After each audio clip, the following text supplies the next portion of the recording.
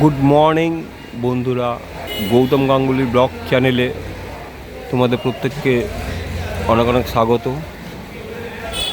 বন্ধুরা, আজকে তোমাদের সামনে আমি তুলে ধরছি আমাদের পাড়ার বাসন্তী পুজো হচ্ছে, সেই বাসন্তী মায়ের মূর্তি তোমাদের টোটাল আমি দেখাচ্ছি। তোমরা এই বাসন্তী মায়ের মূর্তি দর্শন করো এবং ভিডিওটা সম্পূর্ণ দেখো।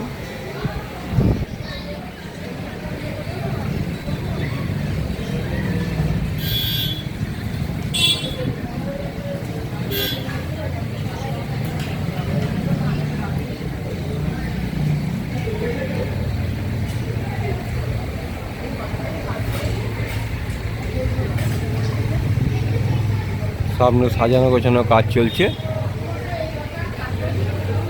সামনে যিনি ঠাকুমশাই রয়েছেন, এখন মায়ের সম্পূর্ণ মূর্তি তোমরা দর্শন করো। অপরূপ আমাদের এই পুজো হচ্ছে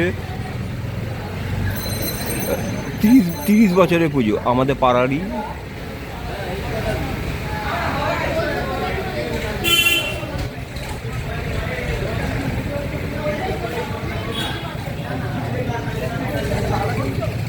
আজকে হচ্ছে ষষ্ঠী।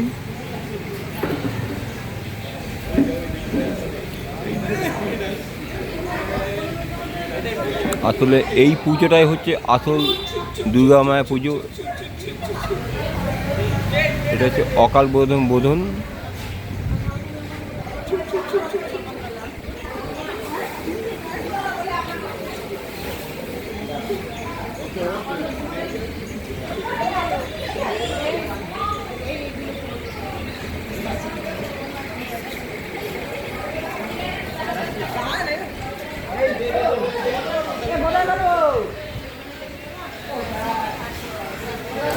বহু বছরের পুজো এটা।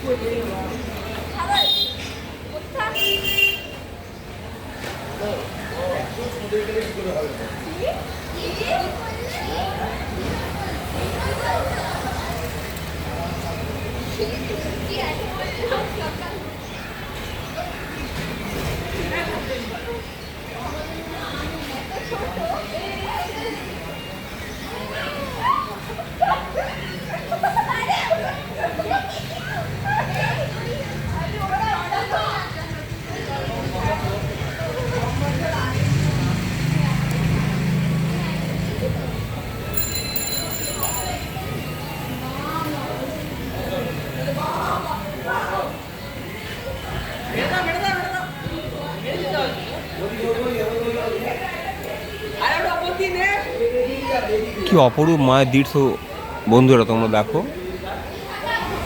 গোটা প্যান্ডেলটা তোমাদের ঘুরে ঘুরে দেখালাম।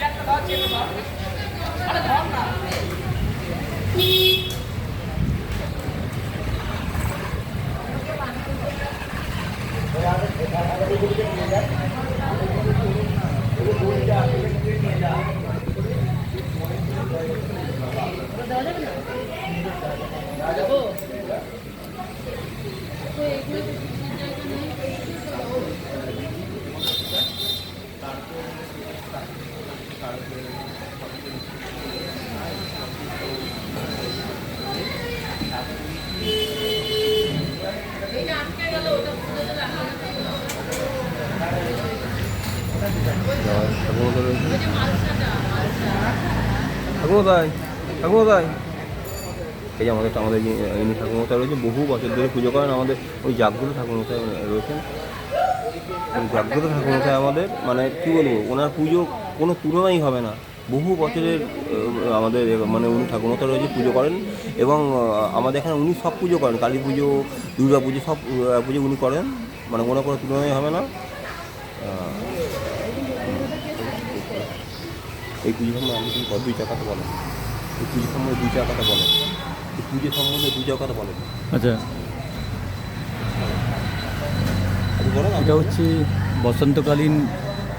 বসন্তকালীন দুর্গাপূজা, তাই একে বাসন্তী নামেই পুজো করা হয়, বাসন্তী পুজোই বলে পূজা করা হয়। এই পুজো করেছিলেন আমাদের সুরদ রাজা তার হারানো রাজ্য ফিরে পাওয়ার জন্যে।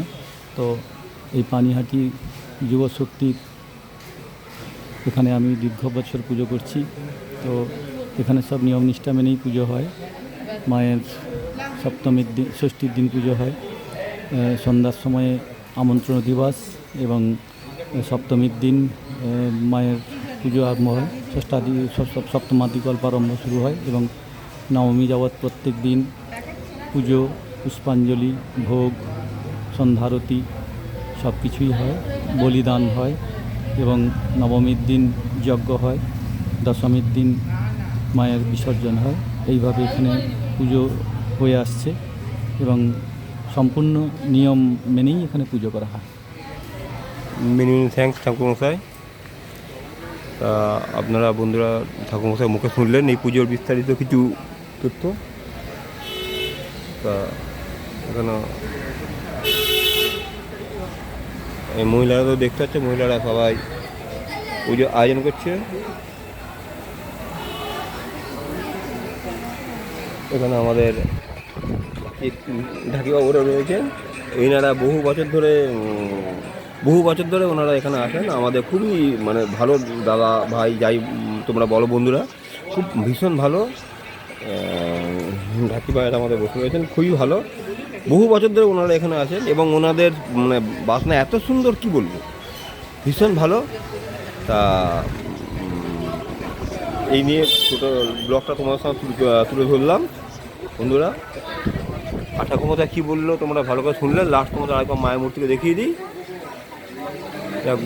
বন্ধুরা সবাই আমার এই ব্লগটা কেমন লাগলো সবাই তোমরা কমেন্ট বক্সে কমেন্ট করে জানাবে, এবং মায়ের কাছে তোমাদের সব দিক দিয়ে যাতে ভালো হয় আমি সেই প্রার্থনা মায়ের কাছে করব। তোমরা সবাই সুস্থ থাকো, ভালো থাকো, সাবধানে রাখবো। মায়ের কৃপা তোমাদের উপর থাকুক এবং জনগণের প্রত্যেকের উপরে থাকুক, এই বলে আমি আমার ব্লগটা শেষ করছি। প্রত্যেককে শুভকামনা জানিয়ে সবাই সুস্থ থাকো, ভালো থাকো, সাবধানে থাকো।